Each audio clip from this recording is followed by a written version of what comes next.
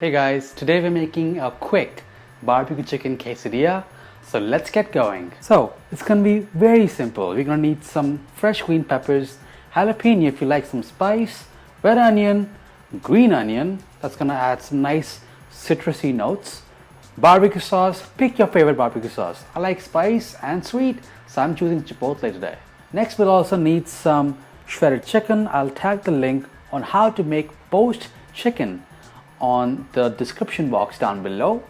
You can also use leftover rotisserie chicken if you want, and then just some sour cream. So let's get going. So first things first, let's chop up these vegetables. So I like to kind of open up and carve out the pepper from the whole shell, and this can give a nice surface to really chop it with full control. So just lay it down flat and start slicing. We want it to be really finely chopped because we're not cooking the peppers or the onions, so we don't want to chew on any huge chunks of the vegetables because they can be quite strong. And then we're just going to give it a final fine dice. Next, here's the onion. I just need a little bit, so I'm gonna cut it down the cross section like that. Make sure it's very thin, about 1/8 of an inch or even lesser, because as I said, we don't want too much. We don't want the raw veggies to really overpower our quesadillas. Now finally, we have the jalapeno. Now you can use as much or as little jalapeno as you desire. I like it quite a lot. I like the spice, so I'm going to use about half of this. Now if you're really sensitive to spice, you may want to remove those seeds. The seeds is what contains the juices that really make the jalapeno spicy. I'm gonna cut this just like the pepper. Now finally over here we have our green onion.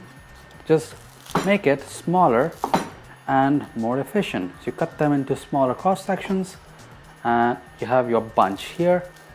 Grip tightly and chop ahead. Again, very thin. And I'm gonna take a bit of the green onions for the garnish. So for the chicken, you need 1 chicken breast. And the chicken has been poached and then shredded. You can easily shred chicken using the help of 2 forks. Okay, now in this we're gonna add 2 tablespoons of our Chipotle barbecue sauce. You can add more if you want, but what I found while making this recipe is if you put too much liquid in that chicken, when you bake that quesadilla, the liquid starts to really squeeze out of the sauce in the chicken, which makes the tortilla kind of moist. Then we need 1 tablespoon of sour cream.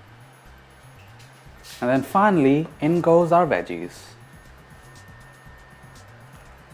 So now season with some salt.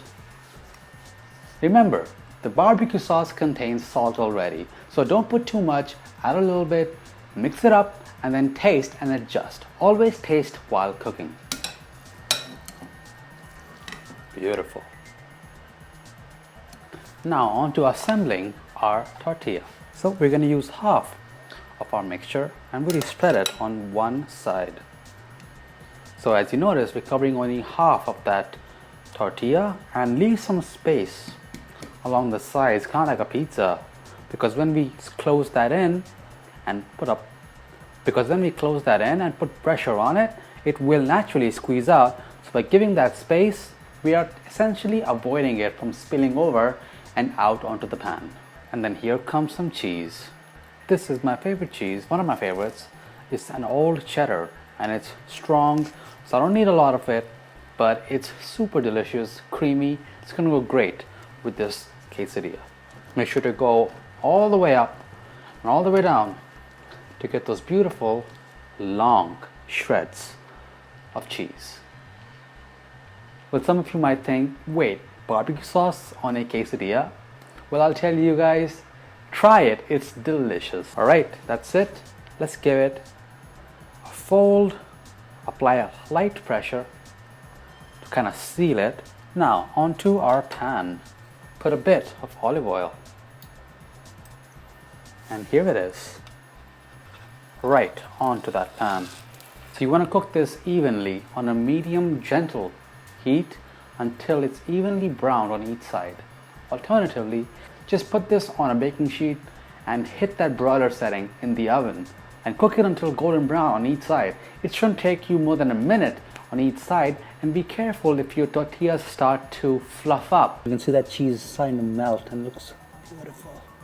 There's nothing prettier than cheese melting and oozing out just like that, right there.